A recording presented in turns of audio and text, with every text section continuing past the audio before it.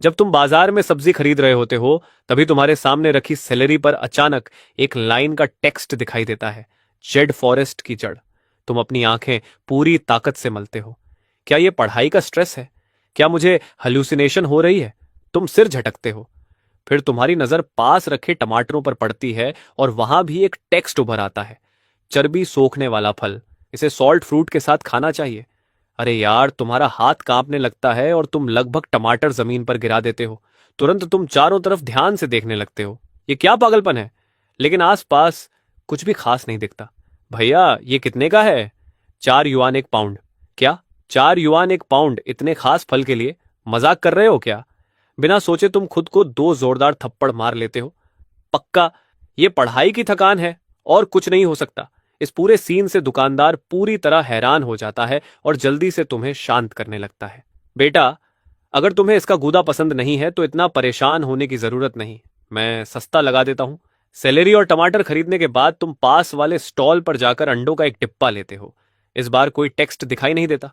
तुम लंबी राहत की सांस लेते हो। लगता है सच में अभी थोड़ी देर पहले हेल्यूसिनेशन ही थी।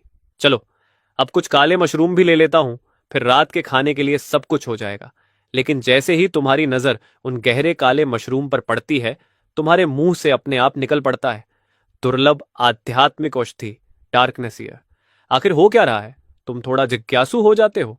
क्या ये सच में कोई बहुत महंगी स्पिरिचुअल मेडिसिन है? इसलिए तुम मशरूम उठाकर पूछते हो, ये कितने के हैं? 3 युआन। तुम चुप रह जाते हो। गया काम से, पूरी तरह गया काम से। लगता है पढ़ाई ने मुझे सच में बेवकूफ बना दिया है। अंडे और मशरूम हाथ में लिए तुम घर लौटने के लिए मुड़ते हो। तभी अचानक एक मशीन जैसी नोटिफिकेशन की आवाज गूंजती है। 10 मिनट के अंदर आपने 3 दुर्लभ मटेरियल्स खोज लिए हैं। यह वाकई डराने वाला है। आपको असिस्टेंट की अप्रूवल मिल गई है। यूनिवर्सल एटलस सिस्टम सक्रिय किया जा रहा है। एक्टिवेशन डेट 31 अगस्त 2026। तुम पूरी तरह हैरान हो जाते हो और तुरंत फोन पर तारीख देखते हो।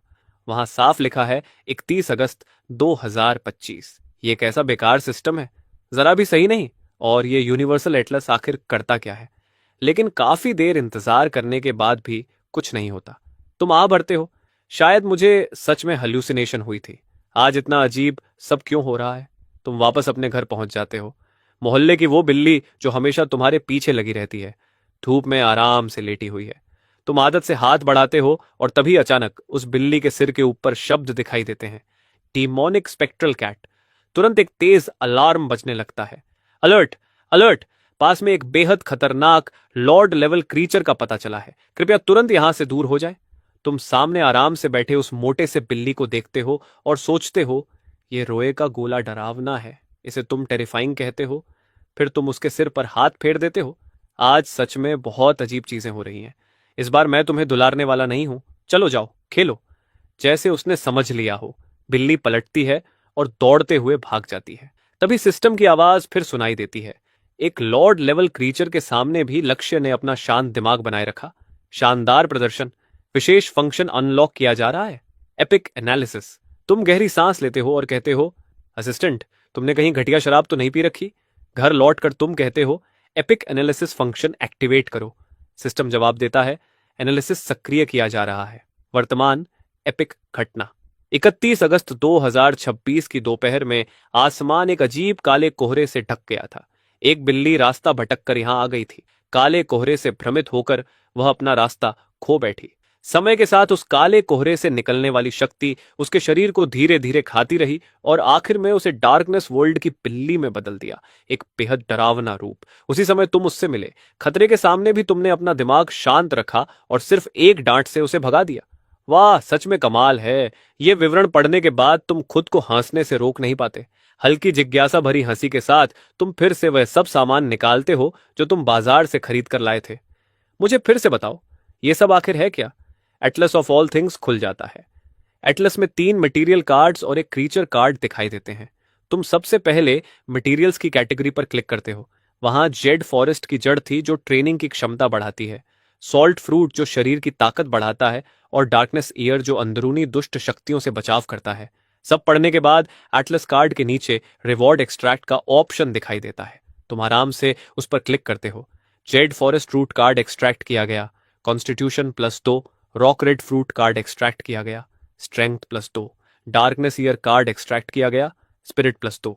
तुरंत तुम्हारे पूरे शरीर में गर्मी की एक लहर दौड़ जाती है और तुम अचानक अपने अंदर जबरदस्त ताकत महसूस करते हो। ये सच है या नहीं देखने के लिए तुम वह डंबल उठाते हो जिस पर बहुत समय से धूल जमी थी। पहले तुम उसे मुश्किल से 20 बार उठा पाते थे, लेकिन इस बार तुमने उसे 100 बार लगातार उठा लिया। हैरान होकर तुम चिल्ला पड़ते हो, ये सच में असली है। क्या इसका मतलब है कि 1 साल बाद सच में कोई बड़ा प्रलय आने वाला है? और मैंने सिर्फ एक चीट ही अनलॉक नहीं किया, बल्कि मुझे सबसे 1 साल की बढ़त भी मिल गई है। फिर तुम क्रीचर कार्ड खोलते हो। डार्कनेस वर्ल्ड कैट, एक लॉर्ड लेवल क्रीचर जिसके पास डार्कनेस ट्राइब की शक्ति है। जन्म से ही हत्यारा, इसकी तेज चीख आत्मा को चीर सकती है और इसकी मानसिक हमला करने की शक्ति बेहद खतरनाक है। उत्साहित होकर तुम उसकी क्षमता निकालने के लिए एक्सट्रैक्ट चुनते हो। डार्कनेस का सैडोनिक लाफ इफेक्ट प्राप्त हुआ। एक तेज चीख से आध्यात्मिक हमला किया जा सकता है जिससे दुश्मन थोड़ी देर के लिए चक्कर खा जाता है। मानसिक शक्ति जितनी ज्यादा होगी, नुकसान उतना ज्यादा होगा और कंट्रोल भी उतनी देर तक रहेगा। अब तुम सच में उत्साहित हो जाते हो। आखिर कौन नहीं चाहेगा कि वह दुनिया पर राज करे? लेकिन अचानक तुम्हें एक सवाल याद आता है। जब तुमने पहले अंडे खरीदे थे तब कोई नोटिफिकेशन क्यों नहीं आया? फिर तुम चावल, अदरक, लहसुन और प्याज निकालते हो, फिर भी कोई नोटिफिकेशन नहीं आता। टोंगसी, क्या तुम मुझे समझा सकते हो? लेकिन इस बार सिस्टम बिल्कुल चुप रहता है। तुम आह भरते हो, छोड़ो मुझे भूख लगी है, पहले खाना खा लेता हूं। तभी उसी समय तुम्हारा फोन बज उठता है। तभी तुम्हारा फोन बजता है। कॉल तुम्हारी गर्लफ्रेंड लियोयांत की है, जो पूरे कैंपस की सबसे खूबसूरत लड़की मानी जाती है। वह कॉलेज के लगभग हर लड़के की आइडल है, अमीर परिवार से आती है और पढ़ाई में भी बहुत तेज है। और तुम वो इंसान हो जिससे बाकी सब जलते हैं, क्योंकि तुम एक बिल्कुल साधारण लड़के हो, जेब में पैसे भी नहीं, फिर भी वह तुम्हारी गर्लफ्रेंड है। लेकिन पूरी गर्मियों की छुट्टियों में लियोयान ने तुमसे एक बार भी संपर्क नहीं किया था, तो अब अचानक क्यों? क्या ऐसा हो सकता है कि... और हाँ, वही बात है, जैसे ही तुम उसकी प्रोफाइल फोटो पर क्लिक करते हो, एक लंबा सा मैसेज सामने आ जाता है। और अगर उसे एक शब्द में कहा जाए तो बस इतना है, ब्रेकअप। तुम हल्का सा मुस्कुराते हुए सिर हिलाते हो। उसे रोकने की कोई जरूरत नहीं, इसलिए तुम सिर्फ एक छोटा सा जवाब भेजते हो, ओके। उसी समय लियू परिवार की आलीशान विला में लियू र्यूयांत स्क्रीन पर लिखे उस ओके शब्द को घूर रही होती है। वह हल्का सा भौहें सिकोड़ती है और बड़बड़ाती है, तो अब तुम मेरे पीछे भागने वाला खेल खेल रहे हो? अफसोस, लेकिन एक अच्छा रिश्ता हमारी भावनाओं से ज्यादा जरूरी है। मुझे पहले ही किंगवा यूनिवर्सिटी में एडमिशन मिल चुका है। आखिरकार हम दोनों अलग अलग दुनिया के लोग हैं। लेकिन उस समय तक तुम इस बात को पीछे छोड़ चुके होते हो। तुम किचन में जाते हो और खुशी खुशी खाना बनाने लगते हो। खाना खत्म करने के बाद तुम अपना कंप्यूटर चालू करते हो और उस खबर को ढूंढते हो जो तुमने 15 अगस्त को देखी थी, जानक्सो मेट्रो में रहस्यमय गायब होने की घटना। वह मेट्रो लाइन अभी टेस्टिंग फेज में थी। सीसीटीवी फुटेज में दिखा कि जब आखिरी ट्रेन दूसरे आखिरी स्टेशन से निकली थी, तब डिब्बा पूरी तरह खाली था। लेकिन थोड़ी देर बाद कैमरा अचानक खराब हो गया। जब ट्रेन आखिरी स्टेशन पर पहुंची तो डिब्बे में कई बेहोश यात्री अचानक दिखाई दिए। होश में आने पर उन्हें बिल्कुल याद नहीं था कि वे ट्रेन में चढ़े कैसे थे। पुलिस की जांच से भी कुछ नहीं निकला, क्योंकि कोई घायल नहीं हुआ था और न ही कोई आर्थिक नुकसान हुआ था, इसलिए यह मामला ज्यादा चर्चा में नहीं आया। लेकिन अब जब तुम इस बारे में सोचते हो तो लगता है शायद इस घटना को जानबूझकर दबा दिया गया था। इसके बाद तुम और खबरें ढूंढते हो। समुद्र किनारे खींची गई एक विशाल परछाई की फोटो, रेगिस्तान के ऊपर दिखाई देने वाले चमकते गोल घेरे, एक सूखे पेड़ पर उभरता हुआ इंसानी चेहरा। ऐसी खबरें लगातार सामने आती रहती हैं और ये सब देखकर तुम्हारे रोंगटे खड़े हो जाते हैं। भले ही ये सिर्फ अफवाहें हों, लेकिन शायद सच में दुनिया बदलने लगी है। ये सोचकर तुम खड़े होते हो और बाहर निकल जाते हो। थोड़ी देर बाद तुम मेट्रो स्टेशन के हॉल में पहुंचते हो। वहां बिल्कुल सन्नाटा होता है, आसपास कोई भी नहीं। तुम्हें एक अजीब सा एहसास होता है, यहाँ एक भी स्टाफ क्यों नहीं है? तुम इधर उधर जांचने लगते हो, हर चीज ध्यान से देखते हो, जैसे कुछ गड़बड़ ढूंढ रहे हो। तुम सोचते हो कि आखिर वे यात्री इस ट्रेन में आए कैसे थे। उसी समय मेट्रो के निगरानी कक्ष में एक महिला तुम्हें स्क्रीन पर ध्यान से देख रही होती है। कमांड सेंटर, यहाँ निगरानी कक्ष नंबर 3। प्लेटफॉर्म क्षेत्र में एक संदिग्ध व्यक्ति दिखाई दे रहा है। वॉकी टॉकी से आवाज आती है, निगरानी जारी रखो, हम उसके इरादों का विश्लेषण कर रहे हैं। महिला भौहें चढ़ाती है और बुदबुदाती है, आजकल के बच्चे भी रात को आराम से सोने के बजाय यहाँ क्या करने आते हैं? भले ही यह जगह बाहर से छोड़ी हुई लगती हो, लेकिन यहां हर जगह सुरक्षा इंतजाम किए गए थे। कई एजेंट छिपे हुए कोनों में तैनात थे, किसी भी अप्रत्याशित स्थिति के लिए तैयार। इसी बीच तुम धीरे धीरे आखिरी प्लेटफॉर्म की तरफ बढ़ते जाते हो। तभी अचानक सिस्टम की चेतावनी आती है, अलर्ट, सामने काले धुंध की भारी मात्रा पाई गई है, अत्यधिक खतरा, आगे न बढ़े, जीवित बचने की संभावना 0%। तुम सिर उठाकर देखते हो, वहां की रोशनी बाकी जगहों से बहुत कम है। अब समझ आया, समय की गड़बड़ी की वजह से सिस्टम जो भी कह रहा था वह शायद भविष्य की घटनाओं के बारे में था। लेकिन यह काला धुंध आखिर है क्या? यह सोचते हुए भी तुम बिना रुके आगे बढ़ते रहते हो। चेतावनी फिर आती है, काले धुंध के अंदर बेहद शक्तिशाली झुंड में रहने वाले जीव छिपे हो सकते हैं, पास न जाए। तभी अचानक 2 मच्छर तुम्हारी ओर झपटते हैं। तुम बस हाथ झटकते हो और दोनों मर जाते हैं। सिस्टम तुरंत घोषणा करता है, कमाल की ताकत, इतनी मामूली शक्ति से आपने 2 एक्सुकों लीचीवेन बॉस लेवल मच्छरों को खत्म कर दिया। पहली बार किसी बॉस लेवल क्रिएचर को खत्म करने का इनाम 30 पॉइंट्स। सावधान रहें, डिटेक्टर के अनुसार आसपास और जीव मौजूद हैं। लेकिन तुम इस पर ज्यादा ध्यान नहीं देते और सुरंग के आखिर में बने प्लेटफॉर्म तक पहुंच जाते हो। वहां एक यूनिफॉर्म पहने महिला खड़ी होती है।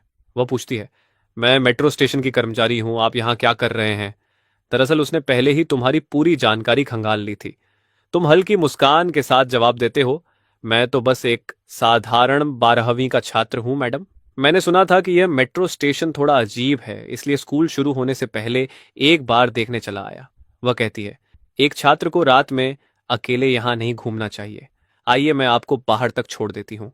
स्टेशन से बाहर निकलने के बाद तुम सीधे चले जाते हो। निगरानी कक्ष में रिपोर्ट जाती है, लक्ष्य स्टेशन से बाहर चला गया है, कोई असामान्य व्यवहार नहीं मिला, वह एक साधारण छात्र ही लगता है, क्या उसका पीछा करने की जरूरत है? वांगजून तुरंत जवाब देता है, तुरंत निगरानी में रखो, ड्यूटी में कोई ढिलाई बर्दाश्त नहीं होगी। हमारे वरिष्ठ इस मामले को बहुत गंभीरता से ले रहे हैं। दूसरी ओर वैन थोड़ा थका हुआ सा लगता है। पिछले 15 दिनों में यहां न जाने कितने लोग आए हैं। अर्बन एक्सप्लोरेशन वाले स्ट्रीमर, नशे में हिम्मत जुटाकर आने वाले लोग, हर बार हमें एजेंट भेजकर उनका पीछा करना पड़ता है और आखिर में कुछ भी नहीं मिलता। सच में बहुत थका देने वाला काम है। इस बीच चलते हुए तुम सोचते हो, वह महिला शायद उतनी साधारण नहीं थी जितनी दिख रही थी। शायद पुलिस से हो। लगता है दुनिया में असामान्य चीजें जागने लगी हैं। यह सोचकर तुम टोंगजी से पूछते हो कि पॉइंट्स किस काम आते हैं। जवाब मिलता है, हर 10 पॉइंट्स को एक एट्रीब्यूट पॉइंट में बदला जा सकता है। तुम सिर हिलाते हो, कम से कम यह तो साफ और आसान है। फिर तुम नई इमेज खोलते हो, वॉइड एम्बुश क्रीचर। यह जीव लक्ष्य तय करते ही बिजली की रफ्तार से हमला करता है। तुम थोड़ी देर सोचते हो, फिर एक्सट्रैक्ट चुन लेते हो। सिस्टम कहता है, बधाई हो, आपको क्षमता मिली, सडन असॉल्ट। यह लक्ष्य को लॉक करने के बाद तुरंत तेज गति से हमला करने की क्षमता देता है। तुम राहत की सांस लेते हो। अच्छा हुआ यह कोई खून पीने वाली शक्ति नहीं है, नहीं तो थोड़ा डरावना हो जाता। लेकिन तभी टोंगसी एक नई विंडो खोल देता है। उसमें लिखा होता है कि तुमने डार्क एट्रीब्यूट की 3 इलस्ट्रेशंस इकट्ठी कर ली हैं। डार्क एट्रीब्यूट इफेक्ट एक्टिवेट हो गया। नाइट विजन 30% बढ़ गई और मूवमेंट स्पीड 10% बढ़ गई। तुम्हारी आंखें हल्का सा चमकने लगती हैं। वाह, इसमें तो सिनार्जी फंक्शन भी है, यह तो कमाल का है। इसके बाद तुम बहुत उत्साहित होकर जल्दी जल्दी घर की तरफ लौटने लगते हो। लेकिन जैसे ही तुम एक गली में मुड़ते हो, तभी एक बदमाश चिल्लाता है, ओए कमीने, जो भी पैसे तेरे पास हैं, फोन और पासवर्ड सब निकाल कर दे दे। यहां कोई कैमरा नहीं है। अगर मरना नहीं चाहता तो ज्यादा चालाक बनने की कोशिश मत करना। मगर तुम तुरंत 30 पॉइंट्स इस्तेमाल करके उन्हें एक्सचेंज कर लेते हो, 1 पॉइंट स्ट्रेंथ में और 2 पॉइंट्स एगिलिटी में। बढ़िया। अब इन हरामियों पर थोड़ा प्रैक्टिस से कर लेता हूं। बिना एक शब्द बोले तुम उन पर टूट पड़ते हो। आखिरकार भेड़ों के झुंड में घुसे भेड़िए की तरह तुम पूरी तरह तबाही मचा देते हो। बस कुछ ही मिनटों में तीनों गुंडे जमीन पर पड़े होते हैं। यह दृश्य देखकर दूर से तुम्हारा पीछा कर रहे 2 पुलिस वाले पूरी तरह हैरान रह जाते हैं। हे भगवान, फाइल में तो लिखा था कि यह बस एक साधारण स्टूडेंट है, इसका लेवल तो लगभग एलीट कमांडो के बराबर है। दूसरा भौहें सिकोड़ते हुए कहता है, अच्छा हुआ हम इसका पीछा कर रहे थे, नहीं तो मैं सच में इस लड़के के नाटक में फंस जाता। जल्दी जाओ और रिपोर्ट बनाओ। उधर तुम घर लौटते हुए संतोष से मुस्कुरा रहे होते हो। मेरी मौजूदा ताकत तो सच में डराने वाली है। भले ही यह सिस्टम थोड़ा बेवकूफ सा लगता हो, लेकिन यह बहुत ही इफेक्टिव है। अब तुम्हें सिस्टम की एक बेसिक समझ हो चुकी है। घर के इंग्रेडिएंट्स ने सिस्टम एक्टिवेट नहीं किया था क्योंकि शायद उन्होंने अवेकनिंग की कंडीशन पूरी नहीं की थी। जबकि टोमेटोज, सेलरी और ब्लैक मशरूम्स में पहले ही अवेकनिंग के साइंस दिखने लगे थे। यही बात राइटिंग और यूनिवर्सिटी पर भी लागू होती है। उन सब में भी अवेकनिंग के सिम्टम्स दिखाई दे रहे थे। लगता है अगर मुझे आगे जल्दी स्ट्रांग बनना है तो मुझे उन जगहों पर जाना होगा जहां अनॉमलीज होती हैं। बस यही सही है, जहां भी कोई अजीब घटना होगी मैं वहां पहुंच जाऊंगा। उसी समय एक मजबूत शरीर वाला मिडिल एज्ड आदमी जिसने रेनकोट पहन रखा है अपने आदमियों के साथ उसी गली में पहुंचता है। वह एक बेहद हाई टेक दिखने वाला इंस्ट्रूमेंट निकालता है जिससे नीली रोशनी की एक परत निकलकर पूरी गली को ढक लेती है। कुछ मिनट बाद रोशनी गायब हो जाती है, लेकिन वह मजबूत आदमी भौहें सिकोड़ लेता है। अजीब है, वांगजू आगे बढ़कर पूछता है। सर, क्या आपको कुछ मिला? वह आदमी कहता है, थोड़ा अजीब है, यहाँ कोई एबनॉर्मल एनर्जी फ्लक्चुएशन नहीं है। लगता है वह लड़का बस एक बहुत टैलेंटेड ऑर्डिनरी इंसान है। वांगजू सिर हिलाता है। चलो, हमें अभी भी उस पर नजर रखनी होगी। इसी दौरान मेट्रो स्टेशन पर लोगों का आखिरी ग्रुप भी जल्दी जल्दी निकल जाता है, लेकिन किसी को पता नहीं होता कि उसी समय जानजू के पास बेलोन नदी की सतह बिल्कुल शांत है। धीरे धीरे नदी किनारे के विलोस पर चांदी जैसे पैटर्न्स उभरने लगते हैं। उनके नीचे की घास बहुत तेजी से बढ़ने लगती है और आसपास की चींटियां किसी रहस्यमयी ताकत से आकर्षित होकर जमीन पर अजीब अजीब पैटर्न्स बनाने लगती हैं। सब कुछ जैसे इस बात का संकेत दे रहा होता है कि यह दुनिया जल्द ही पूरी तरह बदलने वाली है। अगली सुबह तुम क्लास में जल्दी पहुंच जाते हो। तुम्हारी डेस्क मेट और एक्स गर्लफ्रेंड ल्यूरुयंट पहले से ही वहां मौजूद होती है। पहले जब भी वह तुम्हें देखती थी तो हमेशा हल्की सी मुस्कान देती थी, लेकिन अब वह बिना तुम्हारी तरफ देखे ही मुंह फेर लेती है। तुम्हें तो इससे शांति ही मिलती है। सिर झुकाकर तुम अपने फोन पर पैरानॉर्मल न्यूज स्क्रॉल करने लगते हो। वैसे भी आजकल पढ़ाई पर किसका ध्यान रहता है? स्पिरिचुअल एनर्जी जागने वाली है। ऐसे में स्कूल बुक्स पढ़ते रहना क्या समय की बर्बादी नहीं है? 1 घंटे की क्लास के बाद ल्यूरुयंट भौहें चढ़ाकर बोलती हैं, हमारा ब्रेकअप हो चुका है। मुझे पता है तुम्हें बुरा लग रहा है, लेकिन क्या तुम ऐसे खुद को बर्बाद करके मुझे गिल्टी महसूस कराना चाहते हो? तुम्हारी पढ़ाई तुम्हारी जिम्मेदारी है, इतना इमेच्योर मत बनो। तुम जोर से हंस पड़ते हो। मैडम, अपना भाषण बंद करो। अब मैं अपनी जिंदगी में क्या करता हूं उसका तुमसे कोई लेना देना नहीं है। जैसा तुमने कहा था, हम दोनों अब अलग दुनिया के लोग हैं। इतना कहकर तुम फिर सिर झुका लेते हो और फोन स्क्रॉल करने लगते हो और बड़ी मुश्किल से लंच ब्रेक का इंतजार करते हो। ब्रेक होते ही तुम स्कूल से बाहर भागते हो, खुद भी नहीं जानते क्यों, लेकिन आज तुम्हारा मन बहुत अच्छा है। तुम पास के एक रेस्टोरेंट में जाते हो और स्टीम्ड सी बेस के साथ एक बड़ा बाउल राइस ऑन ऑर्डर करते हो। जैसे ही तुम पहला कौर खाते हो, मछली का मांस बेहद नरम लगता है। वह सच में मुंह में घुल जाता है, लेकिन उसी पल अचानक एक नोटिफिकेशन बजती है। अलर्ट! दूसरे ने एक spiritual creature azure well fish खा ली है। इस मछली के मांस में बहुत शक्तिशाली एनर्जी होती है। दूसरे की मौजूदा ऑर्डिनरी कॉन्स्टिट्यूशन के साथ इसके कारण इम्प्लोजन और मौत का खतरा है। शुभ यात्रा। तुम पूरी तरह हैरान रह जाते हो। क्या ये एक स्पिरिचुअल क्रीचर है, और इतनी स्वादिष्ट भी? तुम फिर एक और कौर खाते हो। ये तो और भी स्वादिष्ट है। इसके बाद तुम क्रीचर इंडेक्स खोलते हो। एज्योर फिश गहरे पानी में रहती है जहां स्पिरिचुअल एनर्जी बहुत अधिक होती है। ये पानी की एसेंस और चाँद की स्पिरिचुअल एनर्जी को एब्जॉर्ब करके जीवित रहती है। इसका फील्ड आत्माओं को शुद्ध करने और घावों को ठीक करने की क्षमता रखता है। ये पढ़कर तुम थोड़ा हैरान हो जाते हो। मुझे उम्मीद नहीं थी कि यह चीज इतनी पवित्र होगी। दिलचस्प। फिर तुम इंडेक्स रिवॉर्ड क्लेम करते हो। Ability obtained, field activated, passive ability, water element के साथ एफिनिटी बढ़ती है जिससे पानी में ज्यादा आसानी से मूव किया जा सकता है। एक्टिव एबिलिटी, फील्ड के अंदर घायल लोगों की विटैलिटी रिस्टोर होती है। रिकवरी की एफिशिएंसी और फील्ड की रेंज स्पिरिचुअल पावर पर निर्भर करती है। तुम मन ही मन सोचते हो, यह सिस्टम सच में बहुत पावरफुल है। क्या यह मुझे एक ऑल राउंड फाइटर बनाना चाहता है? खाना खत्म करने के बाद वेटर तुम्हें बताता है कि यह सी बेस बेलोन नदी से आया है। यह सुनते ही तुम तुरंत वहां की तरफ निकल पड़ते हो, लेकिन काफी देर चलने के बाद भी सिस्टम की तरफ से कोई नोटिफिकेशन नहीं आती। तुम शक करने लगते हो, क्या वेटर ने झूठ बोला था? बिना ध्यान दिए तुम एक स्टोन स्टेले के सामने पहुंच जाते हो जिस पर एक लेजेंड खुदी हुई होती है। कभी इस नदी का नाम बेलोन नहीं था, जब तक कि बेलीन नाम की एक महिला यहां नहीं आई। उसका दिल बहुत अच्छा था। जब भी नदी में बाढ़ आती, वह सबसे पहले लोगों की मदद के लिए आगे आती थी। वह अपने हाथों से पीड़ित लोगों के लिए खिचड़ी बनाती थी और गांव के लोग उससे बहुत प्यार करते थे। लेकिन एक दिन भयंकर बारिश शुरू हो गई। चेंगजो शहर पर एक ऐसी भयानक बाढ़ आई जैसी पहले कभी नहीं देखी गई थी। उफनते हुए पानी ने नदी के दोनों किनारों पर बने घरों को तबाह कर दिया, और जब सभी लोग उम्मीद खोने लगे, तभी एक आकृति दृढ़ संकल्प के साथ आगे बढ़ी। उसने अपने हाथ जोड़कर प्रार्थना की और आसमान से विनती की कि जेंगजो की शांति के बदले उसकी जान ले ली जाए। पता नहीं कितना समय बीत गया। अचानक आसमान में बिजली चमकी और जोरदार गरज के साथ बादल फटने लगे। तभी बादलों के बीच से एक विशाल ड्रैगन प्रकट हुआ। उसने बस अपनी पूंछ हल्के से घुमाई और जमीन पर एक गहरी खाई बन गई। बाढ़ का पानी उसी खाई की ओर मुड़ गया और धीरे धीरे शांत हो गया।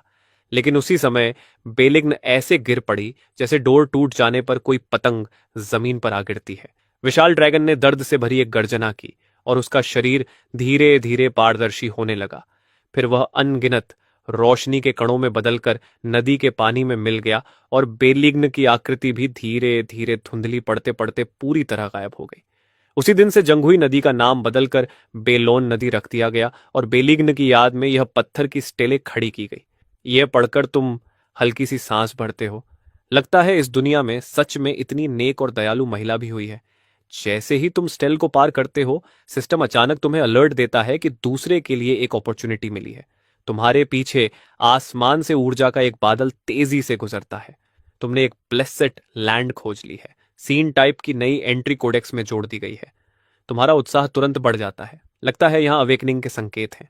अगर ऐसा है तो क्या स्टेल पर लिखी कहानी सच हो सकती है? आखिर इसे स्पिरिचुअल एनर्जी का अवेकनिंग कहा जा रहा है। अगर यह पहले कभी था ही नहीं तो इसे जागरण कैसे कहा जाता?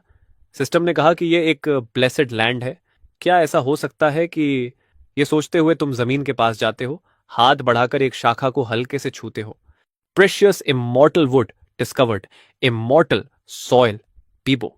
तुम मुस्कुराते हो। तो मेरा अंदाजा सही था। जब चीजें अवेकन होती हैं तो आसपास का एनवायरनमेंट भी उनके साथ बदल जाता है। तुम नीचे झुककर अपने पैरों के पास उगी घास को ध्यान से देखते हो। कुछ गुच्छे बाकी से ज्यादा घने और हरे दिखाई देते हैं। तुम हाथ बढ़ाकर उन्हें छूते हो।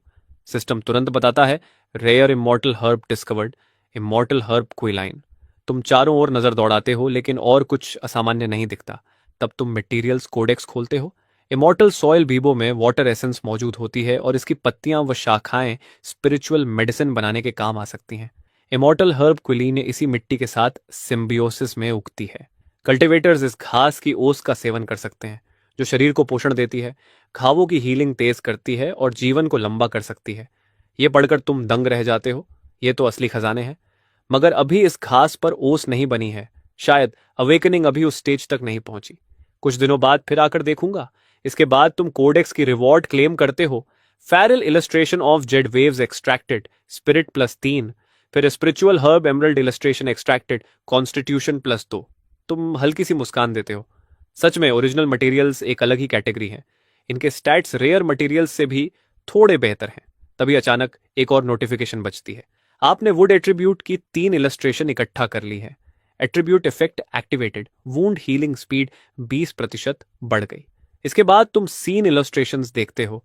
एक है ब्लैक मिस्ट मॉर्टल डोमेन जो मेट्रो स्टेशन में मिला था, और दूसरा फ्रेश स्पिरिट सेलेस्टियल केव जो अभी मिला है। तुम सोचते हो, मुझे थोड़ा क्यूरियोसिटी हो रही है, सीन इलस्ट्रेशन से आखिर निकलेगा क्या? उम्मीद है फिर से स्टैट पॉइंट्स नहीं होंगे। Black mist mortal domain illustration extract. Reward special item fearless की। Fresh spirit celestial cave illustration extract. Reward special item seeds of the divine book लिंक्सी। सिस्टम के डिस्क्रिप्शन के अनुसार फियरलेस की अपनी शेप बदल सकती है, वेपन से लेकर टूल तक। बस तुम्हारी इमेजिनेशन ही इसकी सीमा है। ऐसी कोई चीज नहीं है जिसमें यह बदल ना सके। इसके अलावा इस पर कोटिंग भी की जा सकती है। मगर अफसोस, अभी मैं बहुत कमजोर हूं। इसे फिलहाल सिर्फ एक बार ही ट्रांसफॉर्म कर सकता हूं। अभी के लिए इसे संभाल कर रखता हूं। इसके इस्तेमाल के बारे में ध्यान से सोचना पड़ेगा। जहां तक सीड का सवाल है, उसे स्पिरिचुअल एनर्जी से नरिश करना होगा, और अभी मेरे पास उसे उगाने की कोई जगह नहीं है। तुम समय देखते हो, पहले ही 13:30 बज चुके हैं। तुम आ भरते हो। स्टूडेंट होना सच में बहुत झंझट वाला है। मुझे स्कूल छोड़ने का कोई तरीका ढूंढना होगा। जब तुम वापस क्लास में पहुंचते हो तो फिर से फोन स्क्रॉल करने लगते हो। ल्यूरियंट अब तुम्हारी तरफ देखने की भी जहमत नहीं उठाती। वह मन ही मन सोचती है, ऐसा आदमी जिसने हार मान ली हो, चाहे कितना भी हैंडसम क्यों ना हो, किसी काम का नहीं। 2 घंटे की क्लास के बाद अचानक क्लासरूम अंधेरा हो जाता है। बाहर बिजली चमकती है और जोरदार गरज के साथ तूफान शुरू हो जाता है। तेज हवाएं और मूसलाधार बारिश सबको डरा देती है। तभी स्कूल का इंटरकॉम बजता है। मौसम के अचानक खराब होने के कारण सभी छात्र अपनी अपनी क्लासरूम में ही रहें, आगे के निर्देश का इंतजार करें। क्लास में कुछ छात्र हैरान हैं, कुछ डर गए हैं, कुछ खिड़की से बाहर देख रहे हैं, लेकिन तुम चुपचाप वहीं बैठे रहते हो, अपने हाथ में उसकी को कसकर पकड़े हुए, कि धीरे धीरे लाल होने लगती है और गर्म भी। तुम्हारे अंदर एक अजीब सा बुरा एहसास उठता है। तभी क्लास टीचर जल्दी जल्दी अंदर आते हैं और कहते हैं, घबराइए मत, अथॉरिटीज ने बताया है कि यह खराब मौसम ज्यादा देर नहीं रहेगा, शांत रहें और निर्देशों का पालन करें। लेकिन तुम्हारे हाथ की और भी ज्यादा गर्म होती जा रही है।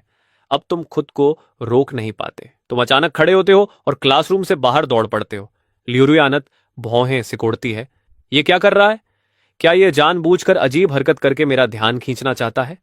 तभी किसी छात्र की चीख सुनाई देती है, जल्दी देखो, कोई बेलोन नदी के किनारे लाइव स्ट्रीमिंग कर रहा है। ओ भगवान, ये क्या है? सभी तुरंत स्क्रीन के आसपास इकट्ठा हो जाते हैं। स्क्रीन पर दिखता है कि नदी का पानी किसी अदृश्य ताकत से खिंचकर तेजी से घूम रहा है। पानी का एक विशाल स्तंभ आसमान की ओर उठ रहा है।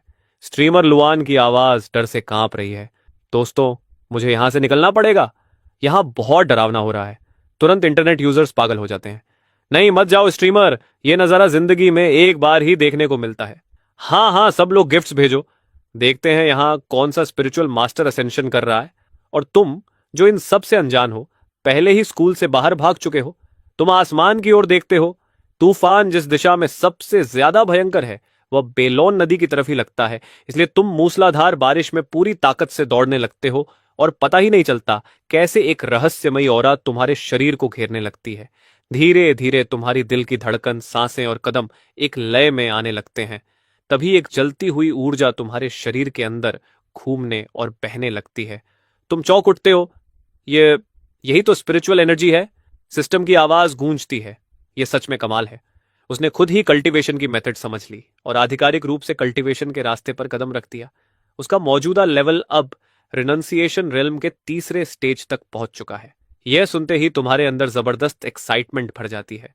जैसे ही तुम एक कल्टीवेटर बनने की दहलीज पार करते हो, तुम्हें महसूस होता है कि तुम पहले से अनगिनत गुना ज्यादा ताकतवर हो चुके हो। कुछ दर्जन मिनट बाद तुम बेलो नदी के किनारे पहुंच जाते हो। तुम्हारी आंखों के सामने नदी से आसमान तक उठती हुई एक विशाल पानी की स्तंभ दिखाई देती है।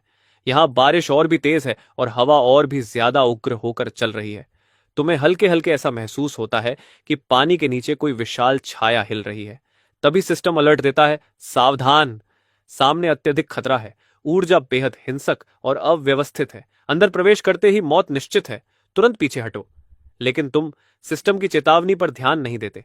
फिर भी तुम्हारे कदम अपने आप आगे बढ़ते जाते हैं। यही दृश्य लूकर के लाइव कैमरा में कैद हो जाता है और लाइव चैट तुरंत फट पड़ता है। हे भगवान, क्या वह आत्महत्या करने जा रहा है? पुलिस को बुलाओ, उसे बचाओ। अरे देखो, वह क्या है? लगता है कोई ड्रैगन है। सचमुच उसी पल नदी की वह विशाल क्रिएचर पानी से बाहर छलांग लगाती है और तुम आखिर उसकी शक्ल साफ साफ देख पाते हो। एपिक लेवल क्रिएचर डिटेक्टेड, ले गियाओ। यह बिजली और तूफानों को नियंत्रित करने के लिए जाना जाता है और इसकी प्रकृति बेहद क्रूर है। तुरंत भागो, यह एक बंद गली है। लेकिन तुम्हारी आंखें चमक उठती हैं। एपिक, पहली बार ऐसा कुछ सुन रहा हूं। अगर मैं इसे मार दूं तो रिवॉर्ड जरूर जबरदस्त होगी। तुम उसकी ऑरा महसूस करते हो और समझ जाते हो कि यह अभी अभी जागा हुआ लेग्याओ ताकत में लगभग तुम्हारे बराबर है। यह सोचकर तुम बिना आकार वाली की निकालते हो, जो तुम्हारी इच्छा के अनुसार एक लंबी तलवार में बदल जाती है। परफेक्ट, आज तुझे ही प्रैक्टिस टारगेट बनाता हूं। यह कहते ही तुम तोप के गोले की तरह उसकी तरफ झपट पड़ते हो। यह देखकर लूकर तुरंत लाइव स्ट्रीम बंद कर देता है। अगर यह सब ब्रॉडकास्ट हो गया तो मैं सीधे जेल पहुंच जाऊंगा, मेरा करियर खत्म हो जाएगा। उसी समय ल्यूरुयंट उस काले हो चुके स्क्रीन को घूरती रह जाती है। वह सोचती है, जो सिलुएट मैंने अभी देखा वह बहुत जानी पहचानी लग रही थी, और च्याओ तो आधा घंटा पहले ही स्कूल से निकला है। वह इतनी जल्दी वहां कैसे पहुंच सकता है? नहीं, वह नहीं हो सकता। शायद मैंने गलत देखा। उधर बेलोन नदी के किनारे अथॉरिटीज ने पूरे इलाके को घेर लिया है। ल्यू कियर को तुरंत पकड़ लिया जाता है। डायरेक्टर वंग एक युवा आदमी के साथ वहां आता है। वह ऊपरी अधिकारियों का खास प्रतिनिधि है, एबनॉर्मल इंसिडेंट संभालने वाला पायोनियर लॉन्ग पिग्नन। लॉन्ग पिग्नन आंखें बंद करके आसपास की ऊर्जा को कुछ पल तक महसूस करता है। फिर डायरेक्टर वंग से धीरे से कहता है, कोई एब नॉर्मल फ्लक्चुएशन नहीं है, वह बस एक ऑर्डिनरी इंसान है।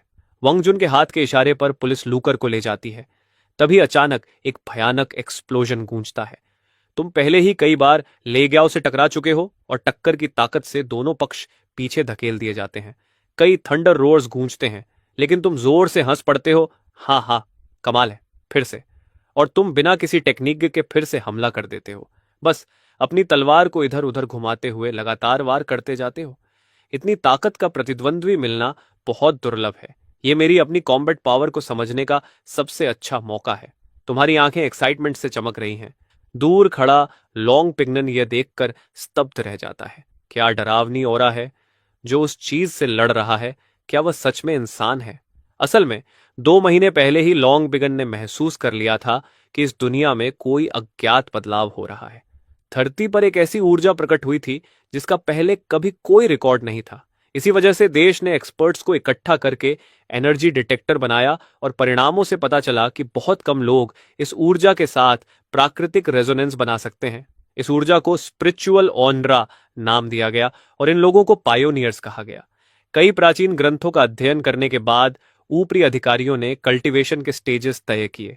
QI refinement realm, qi sea realm, spiritual source realm, jade forest realm, divine oil realm, void realm और सेंट रेल्म। लॉन्ग पिगन उनमें सबसे प्रतिभाशाली पायोनियर्स में से एक था।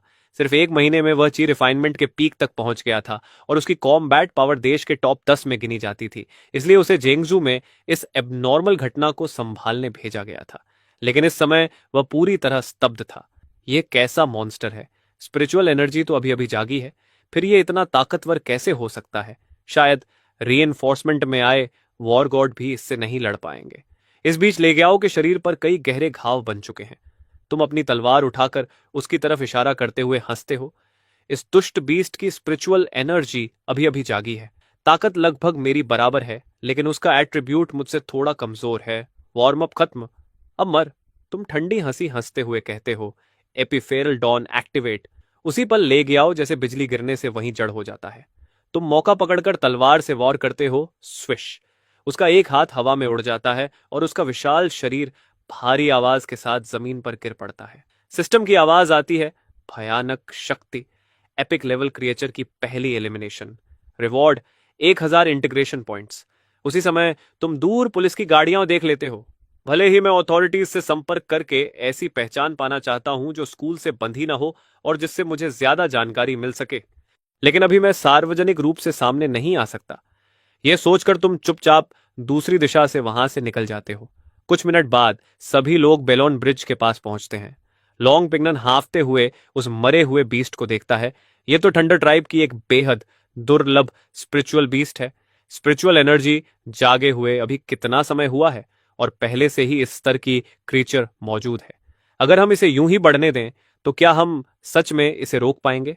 लॉन्ग पिग्नन, जो आम तौर पर बेहद गर्वीला और आत्मविश्वासी रहता था, अब हर चीज पर शक करने लगा था। डायरेक्टर वांग ने कभी सोचा भी नहीं था कि दुनिया इतनी अजीब हो जाएगी। अगर ऐसे मॉन्स्टर समाज में घुस आए तो सीधा नरसंहार हो जाएगा। वांग जुन गंभीर आवाज में कहता है, चिंता मत करो, अगर लड़ाई हुई तो हम सबसे आगे खड़े होंगे। मुझे पूरा विश्वास है कि लॉन्ग पिगन और भी मजबूत बनेगा। उसी समय तुम घर लौट आते हो। तभी तुम्हें अचानक ल्यूरुएंट का एक मैसेज मिलता है। तुम घर सुरक्षित पहुंच गए ना? गलत मत समझना, क्लास मॉनिटर होने के नाते यह मेरा कर्तव्य है कि मैं अपने क्लासमेट्स की सुरक्षा का ध्यान रखूं। यह पढ़कर तुम हल्का सा मुस्कुरा देते हो। इससे क्या मतलब? तुम चैट विंडो बंद कर देते हो और यूं ही रैंडम वीडियोज स्क्रॉल करने लगते हो। तभी अचानक तुम जोर से चौंक पड़ते हो। तुम्हारी ले गयाओ से लड़ाई वाली वीडियो किसी ने इंटरनेट पर अपलोड कर दी है और वह पूरे इंटरनेट पर वायरल हो रही है। कोई कमेंट कर रहा है, मैं उस वक्त लाइव देख रहा था, ये वीडियो बिल्कुल फेक नहीं है। दूसरा कहता है, नामुमकिन। आजकल लोग बज़ पाने के लिए कुछ भी बना लेते हैं। मैं तो सिर्फ ऑफिशियल वर्जन पर ही भरोसा करता हूं। यह देखकर तुम्हारा चेहरा थोड़ा गंभीर हो जाता है। उधर कम्युनिकेशन टीम तुरंत हरकत में आ जाती है। जल्दी करो, इस मामले को दबा दो। और सच में कुछ ही मिनटों बाद कोई व्यक्ति कमेंट करता है, मेरा दोस्त जेंगजो ब्यूरो में काम करता है। वह क्रिएचर असल में एक स्टेज प्रॉप था, किसी शो का हिस्सा। सब लोग सावधान रहें और क्लिक पाने के लिए फैलाए जा रहे झूठ में न फंसे। यह देखकर तुम राहत की सांस लेते हो। अच्छा है उन्होंने इसे संभाल लिया, नहीं तो मेरे लिए मुसीबत हो जाती। लेकिन अचानक तुम्हें अपनी जेब में कुछ अजीब महसूस होता है। तुम तुरंत फियरलेस की निकालते हो। उसी पल की हल्की बैंगनी रोशनी छोड़ने लगती है। तुम्हारी आंखें चमक उठती हैं। क्या ऐसा हो सकता है कि लेग्याओ को मारने के बाद यह अपने आप अपग्रेड हो गई हो? तुम तुरंत उसे एक लंबी तलवार में बदल देते हो। अब ब्लेड पर बारीक बिजली जैसी नक्काशी चमक रही है। तुम बस हल्का सा हाथ घुमाते हो और चारों ओर बिजली की चिंगारियां फूट पड़ती हैं। तुम संतोष से सिर हिलाते हो। मेरे पास अभी सिर्फ एक ट्रांसफॉर्मेशन चांस बचा है। बाद में जब और ट्रांसफॉर्मेशंस मिलेंगे तो मैं इसमें बाकी अब्जॉर्ब्ड एट्रीब्यूट्स भी जोड़ सकूंगा। तब ये मेरी नई वेपन पर एन्चांट हो जाएगा। यही तो असली ऑल पर्पस वेपन है। इसकी ताकत सच में डराने वाली है। इसके बाद तुम बायोलॉजिकल कोडेक्स खोलते हो और लेग्याओ की एंट्री देखते हो। लेग्याओ एक एपिक क्रिएचर है जो तब जन्म लेती है जब 9 आसमानों में भयानक गर्जना होती है। यह बिजली को नियंत्रित करने की सर्वोच्च शक्ति रखती है। इसकी हर अपीयरेंस के साथ आसमान गड़गड़ाता है। यह बिजली को आदेश देती है और आसमान को चीर देती है। तुम हल्की हंसी के साथ कहते हो, डिस्क्रिप्शन तो शानदार है, लेकिन पहले इसे बड़ा होने का मौका तो मिले। इसके बाद तुम तुरंत इंडेक्स रिवॉर्ड एक्सट्रैक्ट करते हो और एक स्किल हासिल करते हो, हेवनली थंडर लॉ। यह स्किल प्राकृतिक बिजली की शक्ति को बुलाकर क्षेत्र के भीतर दुश्मनों पर लगातार प्रहार करती है। इसकी रेंज, ड्यूरेशन और इंटेंसिटी मेंटल स्ट्रेंथ पर निर्भर करती है। नोट, इस स्किल की एनर्जी कॉस्ट बेहद ज्यादा है। यह पढ़कर तुम खुद को एक हल्की सी थप्पड़ मारते हो। यह सपना नहीं है, मैं सच में थंडर किंग बन गया हूं, एक एपिक लेवल की शक्ति के साथ। कमाल है। तुम्हारे मन में तुरंत एक दृश्य आता है जहां तुम हाथ उठाते हो और हजारों बिजली की धाराएं आसमान से गिरती हैं। उधर ल्यूरुयांट का दिल भारी हो रहा होता है। उसकी सिलुएट, यहां तक कि कपड़े भी मिलते जुलते थे। शायद मुझे उस समय इतनी जल्दी फैसला नहीं लेना चाहिए था। सब एक्सी की वजह से हुआ, गलती मेरी थी। अगली सुबह तुम खुद से सवाल करने लगते हो, अभी तक अथॉरिटीज मुझे ढूंढने क्यों नहीं आई? उनके रिसोर्सेज के साथ तो मुझे ढूंढना मुश्किल नहीं होना चाहिए, या फिर मैं इतना मामूली हूं कि उनका ध्यान ही नहीं गया? दिमाग में ढेर सारे सवाल लिए तुम क्लास में पहुंचते हो। टीचर हमेशा की तरह पढ़ा रहा है और स्टूडेंट्स ऐसे पढ़ रहे हैं जैसे कुछ हुआ ही नहीं। लेकिन जैसे ही क्लास खत्म होती है, अचानक पुलिस स्कूल को घेर लेती है। फेंगिनंट, वंगजू और लॉन्ग पिग्नन के साथ प्रिंसिपल के ऑफिस में प्रवेश करता है। टीचर और स्टूडेंट से एक एक करके पूछताछ की जाती है और सवाल हमेशा एक ही होता है, क्या च्याओ ने पिछले 2 महीनों में कोई असामान्य व्यवहार किया? उनकी इन्वेस्टिगेशन के नतीजे भी वही निकलते हैं। कल को छोड़कर बाकी समय च्याओ बिल्कुल सामान्य था। आखिर में तुम्हें बुलाया जाता है। ये लोग बहुत सावधान हैं क्योंकि ऊपर से तुम्हें अननोन स्ट्रेंथ वाला लेकिन बेहद खतरनाक व्यक्ति के रूप में क्लासिफाई किया गया है। फेंगिनेंट सबसे पहले बोलता है, कॉमरेड च्याओ, मेरा नाम युएन कंग है। मैं साउथ ईस्ट रीजन के जिम्मेदार अधिकारियों में से एक हूं। तुम हल्की मुस्कान के साथ कहते हो, नमस्ते, मैं आपकी क्या मदद कर सकता हूं? युएन कांग कहता है, सबसे पहले अकेले ही उस संकट को खत्म करने के लिए आपका धन्यवाद, और अगर आपकी कोई भी मांग हो तो बेझिझक बताइए। तुम सिर हिलाते हो, रिवॉर्ड की बात अभी रहने दीजिए, पहले यह बताइए कि हाई अथॉरिटीज मुझसे क्या चाहते हैं। युआन कांग तुम्हारी ओर देखता है, हम अभी उस दौर में हैं जिसे इमिनेंट रिसर्जेंस एरा कहा जा रहा है। हाई अथॉरिटीज चाहते हैं कि आप हमारे साथ जुड़ जाएं। थोड़ी बातचीत के बाद फैसला होता है कि तुम जांगजू एनॉमली इन्वेस्टिगेशन ब्यूरो के कंसल्टेंट बनोगे और साथ ही स्पेशल एग्जेम्पशन के साथ साउथ ईस्ट मिलिट्री एकेडमी में एडमिशन पाओगे। औपचारिकताएं पूरी होने के बाद युएनकंग तुम्हें स्कूल से बाहर ले जाता है। उसी समय क्लास में टीचर आती है और कहती है, स्टूडेंट्स, मेरे पास एक अच्छी खबर है। हमारी क्लास के च्याओ को स्पेशल एग्जेम्पशन के साथ साउथ ईस्ट मिलिट्री एकेडमी में एडमिशन मिल गया है। यह सुनते ही क्लास में हलचल मच जाती है। मुझे विश्वास नहीं हो रहा। च्याओ तो हमेशा इतना साधारण लगता था, असल में वह इतना ताकतवर है। उस एकेडमी में तो सिफारिश से भी एडमिशन नहीं मिलता और उसे स्पेशल एग्जामिशन मिल गया। अब समझ आया कि क्लास मॉनिटर ने उससे ब्रेकअप क्यों किया। वह तो बिल्कुल शांत रहा। सोच रहा हूं ल्यू अब कैसा महसूस कर रही होगी। उसे जरूर पछतावा हो रहा होगा। ल्यूरियन मन ही मन कहती है, तो तुम ऐसे इंसान हो? अगर पेलॉन ब्रिज पर वह सच में तुम थे तो इतने सालों तक तुमने मुझसे यह क्यों छिपाया? क्या तुम्हें लगा मैं इसके लायक नहीं थी? मैं तुमसे नफरत करती हूं। उसी समय तुम जैंगजू अनॉमली इन्वेस्टिगेशन ब्यूरो पहुंचते हो। वहां तुम एनर्जी आर्ट्स रिसर्च लैबोरेटोरी भी देखते हो और तुम्हें कल्टीवेशन लेवल्स का एक मैनुअल भी दिया जाता है। की, रिफाइनमेंट और वॉइड रेल्म जैसे लेवल्स इस मैनुअल में बहुत विस्तार से बताए गए थे, लेकिन एक सेक्शन सेंट रेल्म अभी भी अननोन के रूप में चिन्हित था। तुम भौहें सिकोड़ लेते हो। हर 3 स्टार्स पर एक छोटा सा ब्रेक थ्रू होता है और हर बड़ा रेल में एक बड़ा चरण होता है। इतनी डिटेल में लिखा है, यह नकली नहीं हो सकता। अब जब मेरे पास सिस्टम है, क्या मैं स्पिरिचुअल ऑरा की पूरी रिसर्जेंस होने से पहले ही सेंट बन सकता हूं? यह सोचकर ही तुम्हें बड़ा कूल महसूस होता है। तभी लॉन्ग पिगनन तुम्हारे पास आता है। आज बस तुम्हें इन्वेस्टिगेशन ब्यूरो से फेमिलियर करवाना था। खुशी है कि अब हम कॉलीग्स बन गए हैं। थोड़ी औपचारिक बातें करने के बाद लॉन्ग पिगन तुम्हें घर तक छोड़ देता है। घर पहुंचते ही तुम्हारे फोन पर एक एसएमएस आता है। तुम्हारे अकाउंट में 10 लाख ट्रांसफर हो चुके हैं। यह हायर अथॉरिटीज की तरफ से है। तुम्हारी आंखें चमक उठती हैं। आखिर इतने सालों बाद मैं करीब वाली अपनी टैक्स से छुटकारा पा गया। सेलिब्रेशन में अच्छा खाना खाने के बाद तुम फिर से कल्टीवेटर मैनुअल निकालते हो। मैं अभी क्यू रिफाइनमेंट के 3 स्टार पर हूं। यहां लिखा है कि 4थे स्टार पर जाने के लिए एक बैरियर पार करना होगा। यह सोचकर तुम पालथी मारकर बैठ जाते हो, आंखें बंद करते हो और कल्टीवेशन स्टेट में जाने की कोशिश करते हो। धीरे धीरे आसपास का माहौल जैसे बदलने लगता है। आसपास की स्पिरिचुअल ऑरा तुम्हारी पुकार महसूस करती हुई तुम्हारी ओर आने लगती है। लेकिन 20 मिनट बाद तुम भौहें चढ़ा लेते हो। आसपास स्पिरिचुअल ऑरा की कंसंट्रेशन बहुत कम है। सिर्फ मेडिटेशन से की रिफाइनमेंट के 4थे स्टार तक पहुंचना, यह तो नामुमकिन जैसा है। अगर मुझे जल्दी प्रोग्रेस करनी है तो ऐसी जगह ढूंढनी होगी जहां स्पिरिचुअल ऑरा ज्यादा हो। तभी तुम्हारे दिमाग में एक और तरीका आता है। तुम अपने पहले से मिले 100 पॉइंट्स को एक्सचेंज करके 10 एट्रीब्यूट पॉइंट्स लेते हो। स्ट्रेंथ +2, कॉन्स्टिट्यूशन +1, एजिलिटी +3, कैरिज्मा +3 और 1 पॉइंट रिजर्व में रख देते हो। तभी सिस्टम की नोटिफिकेशन आती है, दूसरे ने सफलतापूर्वक क्यूआई कंडेंसेशन स्टेज की 3री स्टार पार कर ली है और अब 4थे स्टार पर पहुंच गया है। तुम खुशी से उछल पड़ते हो। यह सच में काम करता है। तुम तुरंत अपनी नई एबिलिटीज को महसूस करने लगते हो। न सिर्फ तुम्हारा शरीर पहले से कहीं ज्यादा मजबूत हो गया है, बल्कि तुम्हारे डांटियन में स्पिरिचुअल ची एक वॉर्टेक्स बनकर घूमने लगी है। मैनुअल के अनुसार ची कंडेंसेशन स्टेज के लेवल 4 से 6 को कंडेंसेशन फेज कहा जाता है। इस फेज में कल्टीवेटर स्पिरिचुअल ची को अपने डेंटियन में कंप्रेस करके एक वॉर्टेक्स बना सकता है। यह बिल्कुल वही है। मैनुअल सच में रिलायबल है। इन्वेस्टिगेशन ब्यूरो सच में कमाल का है। फिर तुम अपना स्टैट पैनल खोलते हो। Stage qi condensation 4th star. सभी stats 10 points. Skills infernal grin, shadow assault, marsh field, heavenly thunder law. Overall evaluation सभी क्षेत्रों में कमजोर। मुर्गी को बांधने जितनी भी ताकत नहीं। Conclusion blue AI. तुम झल्लाकर बोलते हो, बेवकूफ सिस्टम ब्लू एआई। मेरी आंखों के सामने मैं अब बहुत ताकतवर हूं। उसी समय ल्यू रूयन और ल्यू कियर मिलती हैं। कजन, सुना है तुम्हें कल यूनिवर्सिटी में डायरेक्ट एडमिशन मिल गया, बधाई। लियो रूयन तुरंत पूछती है, कल लाइव बंद होने के बाद आखिर हुआ क्या था? मैं तुमसे कांटेक्ट नहीं कर पा रही थी, मैं बहुत वरीड थी।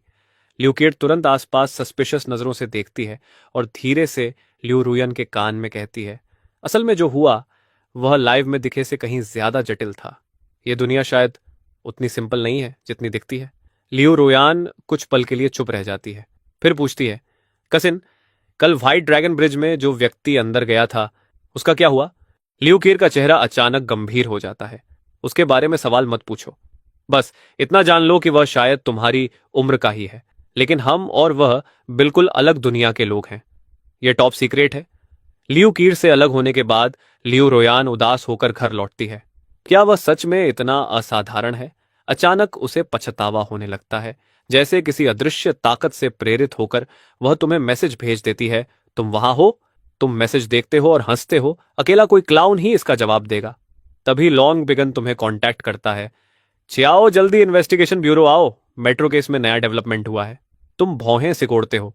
तो मेट्रो केस सच में इतना सिंपल नहीं था जैसा मैंने सोचा था।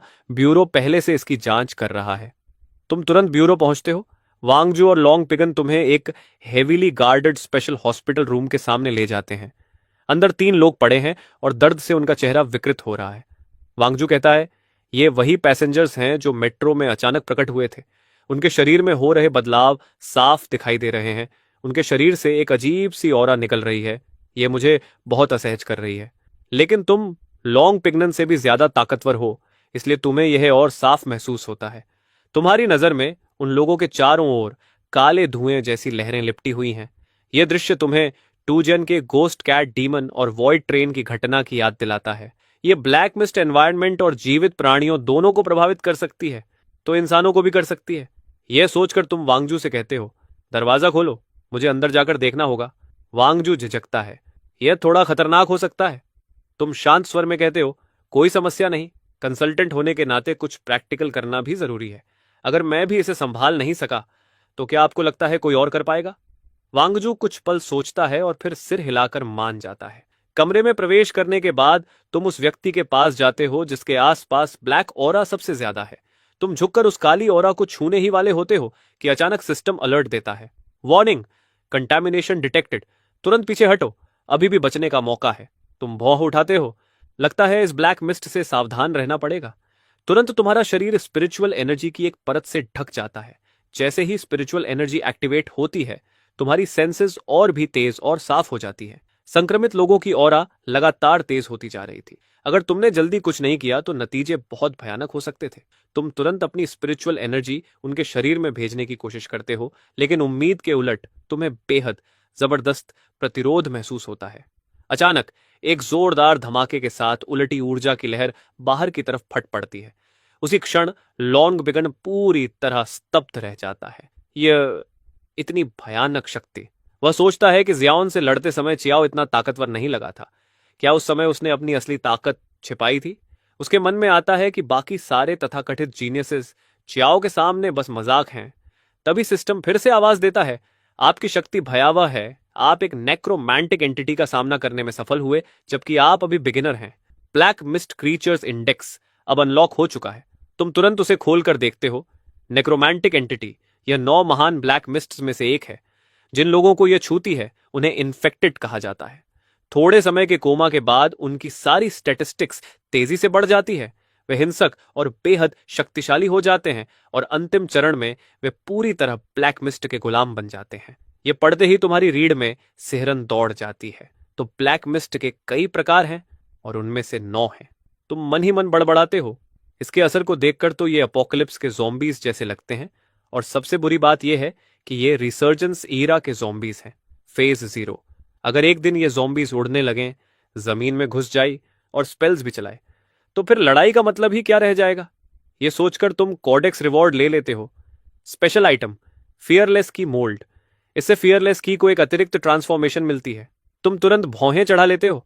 बस एक, यह आइटम तो अच्छा है, लेकिन अभी मेरी मदद नहीं करेगा। कोई इवोल्यूशन एबिलिटी दे देता तो बेहतर था। तभी चश्मा पहने आदमी के आसपास की काली ऑरा अचानक जीवित चीज की तरह उग्र होकर घूमने लगती है और चारों ओर फैलने की कोशिश करती है। उसका हाथ भयानक तरीके से म्यूटेट हो जाता है। वह अचानक अपनी लाल आंखें खोलता है और जमीन से उछलकर सीधे तुम पर झपट पड़ता है। तुम तुरंत पीछे हटते हो और साथ ही अपनी फियरलेस की निकालते हो जो तप रही है। पिछली बार जब यह इतनी गर्म हुई थी तब जियाओलों के समय था। तब यह ठंडर ट्राइब की ऊर्जा से आकर्षित हुई थी। क्या इस बार भी कोई ऐसी ऊर्जा है जिसे यह चाहती है? इतने में वह चश्मे वाला आदमी फिर तुम पर हमला करता है। तुम तुरंत एज्योर सिल्वरफिश की एबिलिटी इस्तेमाल करते हो, मार्श फील्ड। तुम्हारे शरीर से गोलाकार लहरें फैलती हैं। यह एबिलिटी आम तौर पर एरिया हीलिंग और इवोल्यूशन देती है, लेकिन ब्लैक ऑनरा पर इसका बिल्कुल असर नहीं होता। मजबूर होकर तुम बस उसके हमलों से बचते रहते हो। तभी तुम्हारे दिमाग में एक विचार आता है। तुम फेयरलेस की को फिर पकड़ते हो और उसे डेथ साइद में बदल देते हो। चश्मे वाला आदमी उस साइद से खतरा महसूस करता है और उसके आसपास की काली ऑरा और भी घनी हो जाती है। वह एक भयानक गर्जना करके फिर से तुम पर झपटता है। तुम स्काइथ को हवा में घुमाते हो। एक सुंदर लेकिन घातक आर्क बनता है और अगले ही पल उसका सिर धड़ से अलग होकर गिर जाता है। तुरंत उसके आसपास की सारी ब्लैक ऑनरा साइथ में समा जाती है। उसी समय बाकी 2 लोग भी ब्लैक मिस्ट से पूरी तरह म्यूटेट हो जाते हैं। लेकिन अब जब तुम्हें उनका मुकाबला करने का तरीका मिल चुका है, तुम कुछ ही सेकंड में उन्हें भी खत्म कर देते हो। जमीन पर पड़े शवों को देखकर तुम्हारा दिल भारी हो जाता है। वे सिर्फ आम नागरिक थे जिन्हें ब्लैक मिस्ट ने संक्रमित कर दिया था। तुम सीते को गायब कर देते हो। वांगजू तुम्हारे पास आकर कंधे पर हाथ रखता है। ज्यादा मत सोचो, उन्हें खत्म करके तुमने जनता के लिए बड़ा खतरा टाल दिया है। आज तुमने बहुत अच्छा काम किया। बाकी सब हम संभाल लेंगे। इसका तुम पर कोई असर नहीं पड़ेगा। घर जाओ और आराम करो। घर लौटकर तुम सीधे बिस्तर पर गिरते हो और तुरंत सो जाते हो।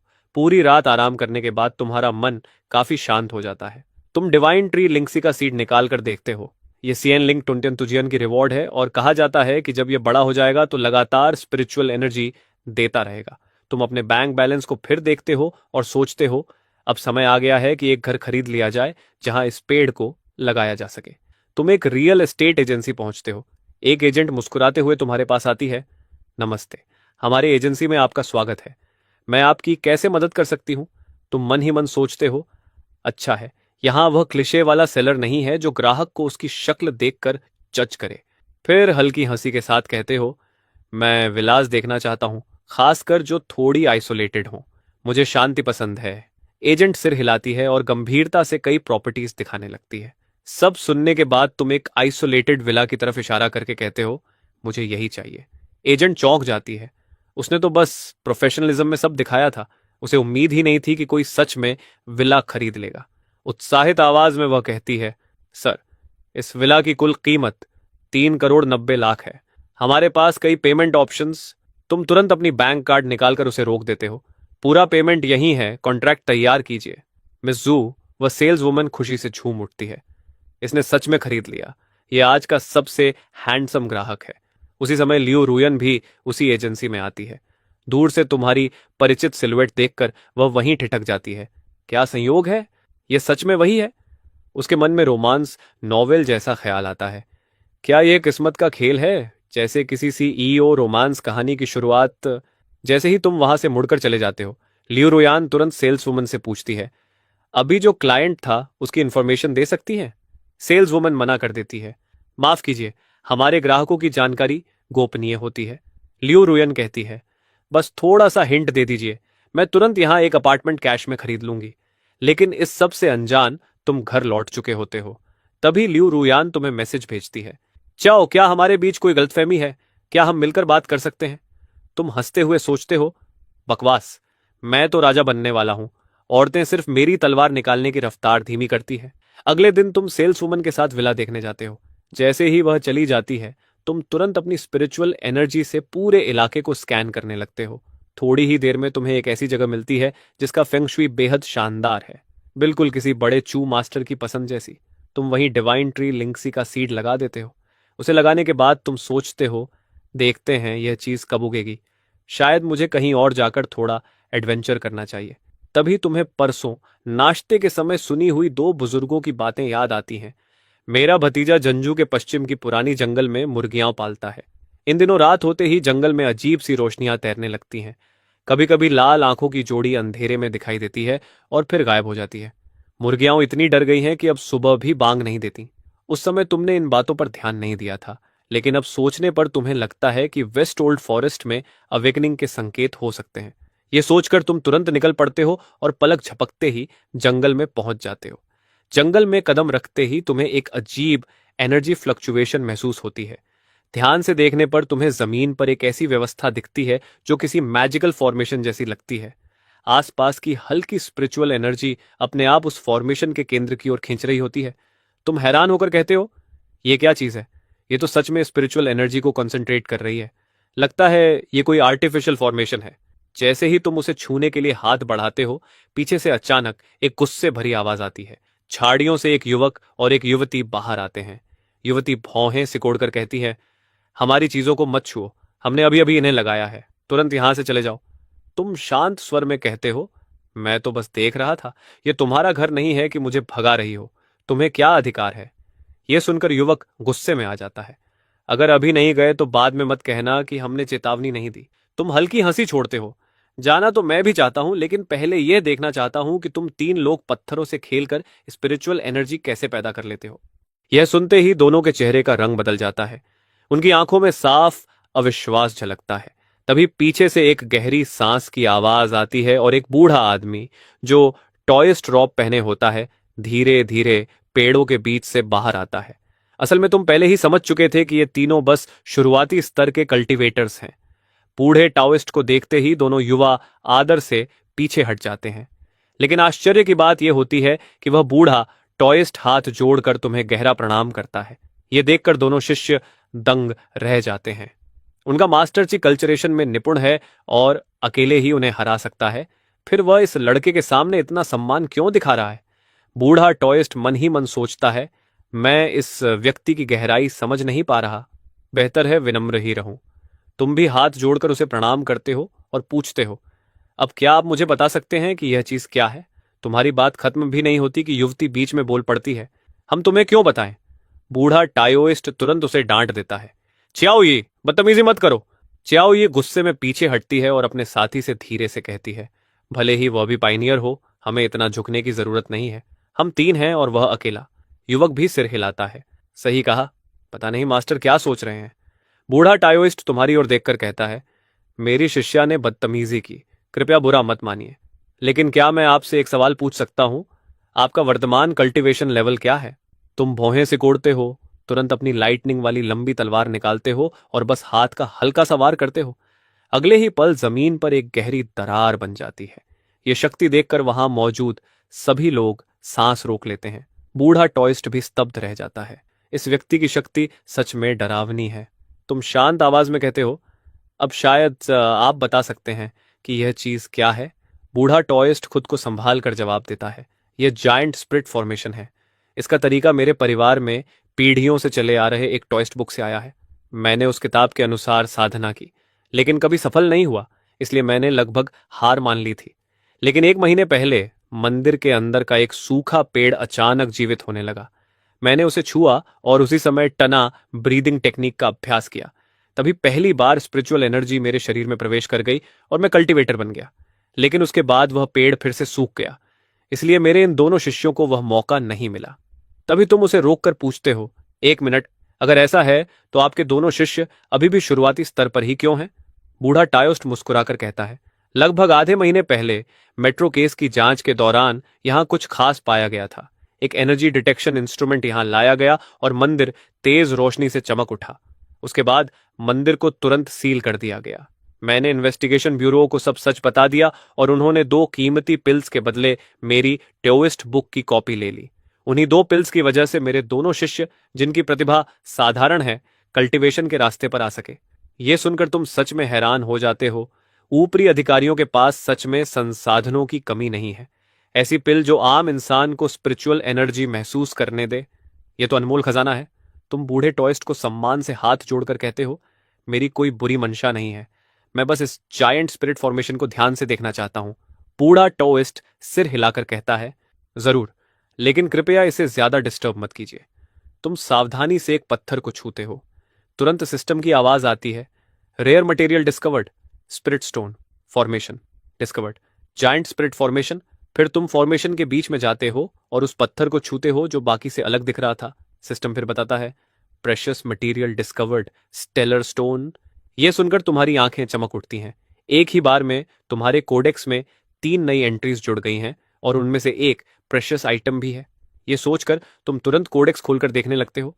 स्पिरिट स्टोन ये एक आवश्यक माध्यम है जिसका उपयोग कल्टीवेटर्स स्पिरिचुअल एनर्जी को रिफाइन करने और अपने कल्टीवेशन लेवल को बढ़ाने के लिए करते हैं। स्टेलर स्टोन ये एक उल्का पिंड से बनी हुई पत्थर है जिसमें तारों की शक्ति समाई होती है। यह न केवल कल्टीवेशन की एफिशिएंसी को बहुत बढ़ा देती है, बल्कि हाई लेवल मैजिकल आर्टिफैक्ट्स और स्पिरिचुअल ट्रेजर्स बनाने के लिए भी एक महत्वपूर्ण मटेरियल है। जायंट स्पिरिट फॉर्मेशन ये एक बेसिक कल्टीवेशन फॉर्मेशन है जो प्रकृति की स्पिरिचुअल एनर्जी को खींचकर एक ऐसा स्थान बनाती है जहां एनर्जी बहुत अधिक कंसंट्रेटेड हो जाती है।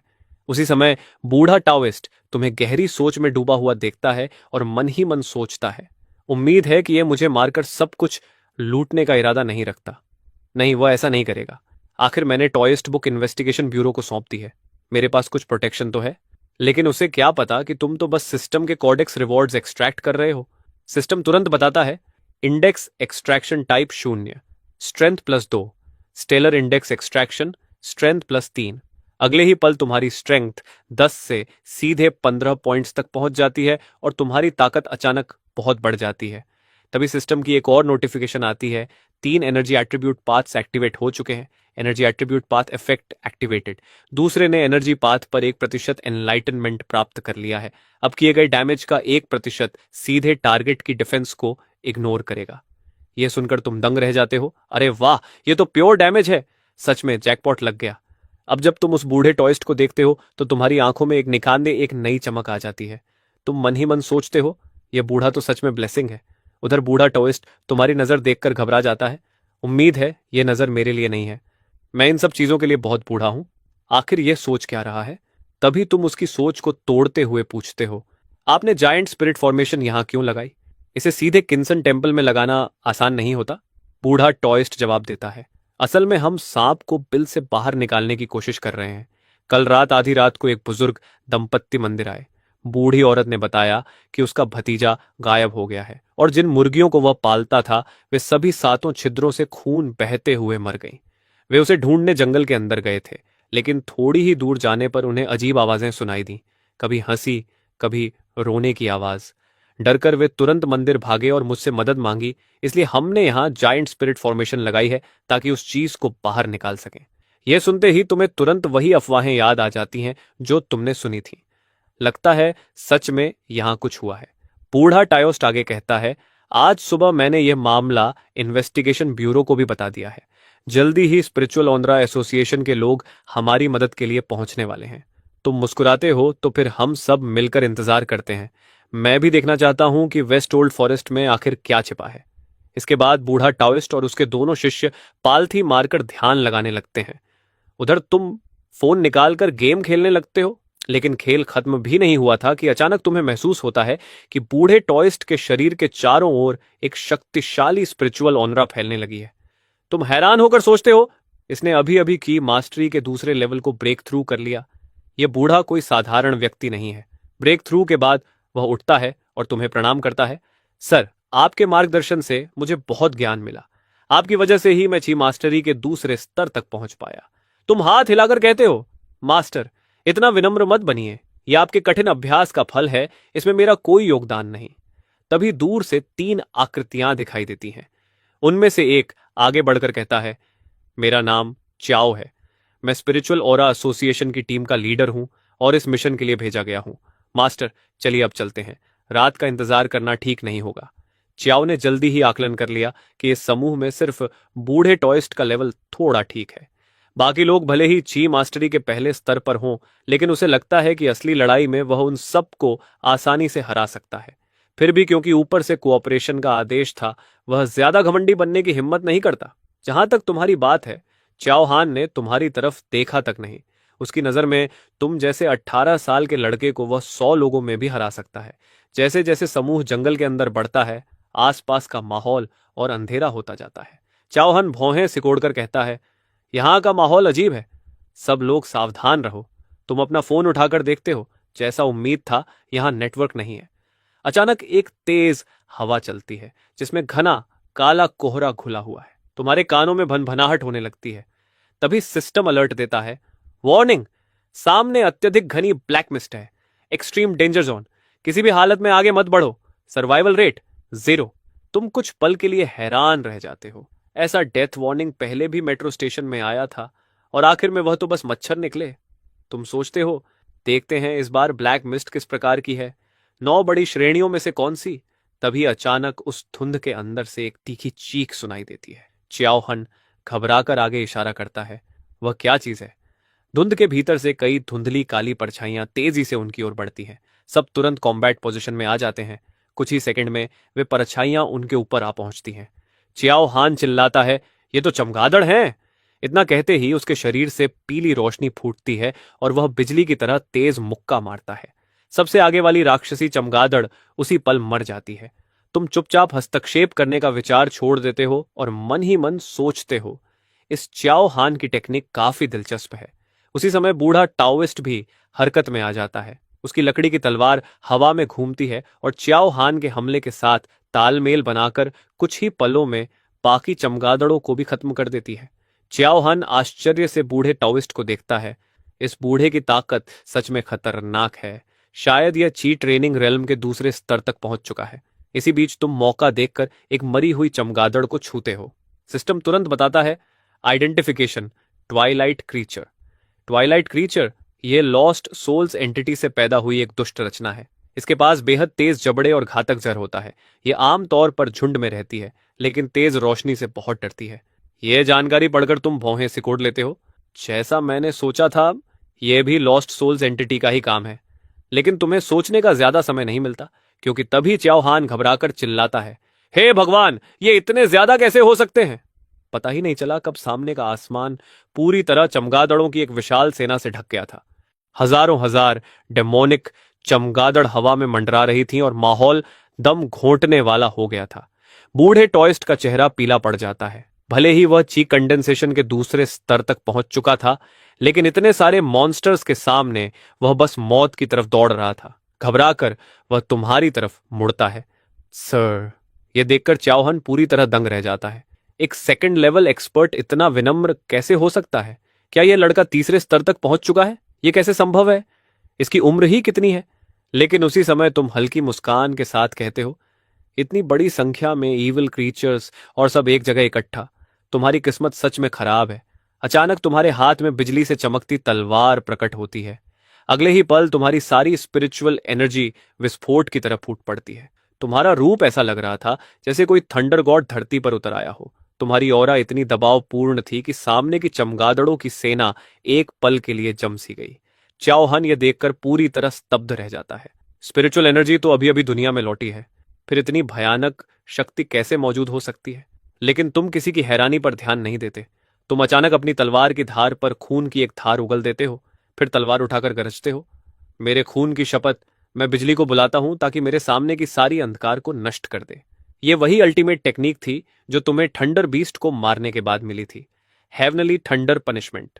जैसे ही टेक्निक एक्टिवेट होती है, आसमान में काले बादल तेजी से इकट्ठा होने लगते हैं। एक भयानक गर्जना होती है और अनगिनत बिजली की धाराएं चांदी के ड्रैगन की तरह आकाश में नाचने लगती है। अगले ही पल आसमान चमक उठता है और कुछ ही सांसों के भीतर वह सारी चमगादड़ें बिजली की मार से राख बन जाती हैं। तुम्हारे पीछे खड़े बाकी लोग बिल्कुल पीले पड़ चुके थे। तुम अपनी तलवार वापस समेट लेते हो और सीधे खड़े होकर हल्का सा हंसते हो। ठीक है, खतरा टल गया। अफसोस कि मैं अभी एक और स्पेल नहीं चला सकता। हमें किसी और दिन वापस आना होगा।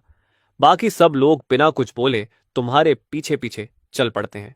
टीम लीडर गहरी सांस लेकर कहता है, मेरी मौजूदा ताकत के साथ शायद मैं उस बूढ़ी औरत के भतीजे को अभी नहीं ढूंढ पाऊंगा। पहले मुझे अपनी ताकत बढ़ानी होगी, फिर वापस आकर खोजूंगा। यह जगह सच में अजीब है और मुझे एक बुरा एहसास भी हो रहा है। फिलहाल यहां से जाना ही सही फैसला है। जल्द ही पूरा समूह जंगल छोड़ देता है।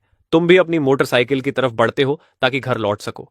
लेकिन अचानक निंगजिंग तुम्हें आवाज देती है। तुम हैरान होकर उसकी तरफ देखते हो। उसका चेहरा पूरा लाल हो रखा था।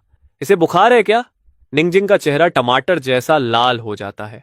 वह झिझकते हुए कहती है, सर, इतनी रात हो गई है और जोंगजोंग में मेरा कोई दोस्त भी नहीं है। क्या मैं आज रात आपके घर रुक सकती हूँ?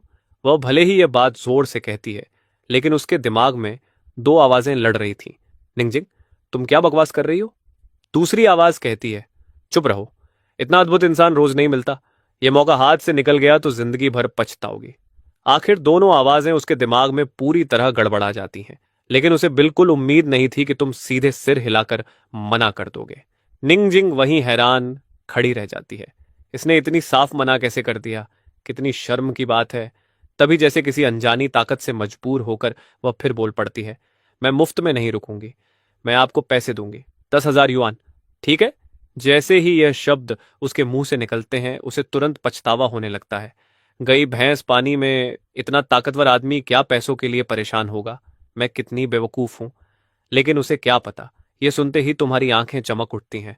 भले ही तुम्हें 1 मिलियन युएन की रिवॉर्ड मिली थी, लेकिन तुमने सब विला खरीदने में खर्च कर दिए थे। इस समय तुम अभी भी लगभग कंगाल ही थे। ये 10,000 युएन सच में सही समय पर आए थे।